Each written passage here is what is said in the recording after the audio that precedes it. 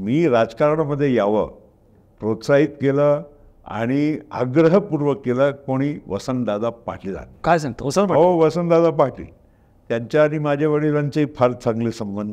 ते आमदारासोबत होते माझे वडील आणि ते संघटनेमध्ये काम केलेलं होतं आणि त्यामुळे वसंतदादांनी मला त्यावेळेस घरून बोलून घेतलं. बोपणार त्यावेळेस महामंत्री होते अख्खा म्हणजे देशामध्ये, जसं अहमद पटेल नंतर होते त्या अगोदर मोपनारजीचं नाव होता.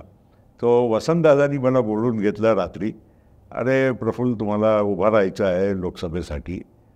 राजीवजी आता पंतप्रधान झाले, नवीन सगळे त्यांना चेहरे पाहिजेत, नवीन लोक, तुम्ही तरुण आहात, तुम्ही शिकलेले आहात, तुम्ही यायला पाहिजे आणि उभे राहा. मग मी एकदम म्हणजे अचानकच स्तब्ध झालो. मग जेमतेम म्हणजे माझं नाव जाहीरसुद्धा जाऊन गेलं AICC कडून. मग मी हातपाय जोडून दहावेळेस सांगितलं की मी विनंती करतोच, माझी तयारी नाही. आणि त्यावेळेस तर वातावरण कसा होता, कोणी पण उभा राहिलं लोकसभेत म्हणजे इंदिराजीचा सहानुभूतीचा दाखवत आणि पण मी तेव्हा नाही नाकारलं.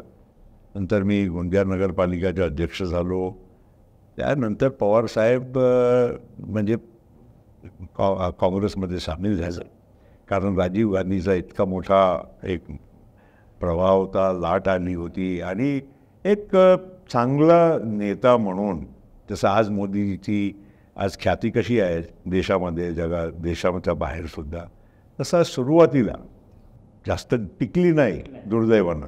पण सुरुवातीला राजीव गांधी आले म्हणजे एकदम त्याला इंग्लिशमध्ये म्हणतात ब्रेथ ऑफ फ्रेश एअर, आणि एक देशामध्ये एक नवीन नेतृत्व, नवीन विचाराचा, तंत्रविज्ञानाचा, अशा म्हणजे राजीव गांधीचा एक सुरुवातीचा दौर होता.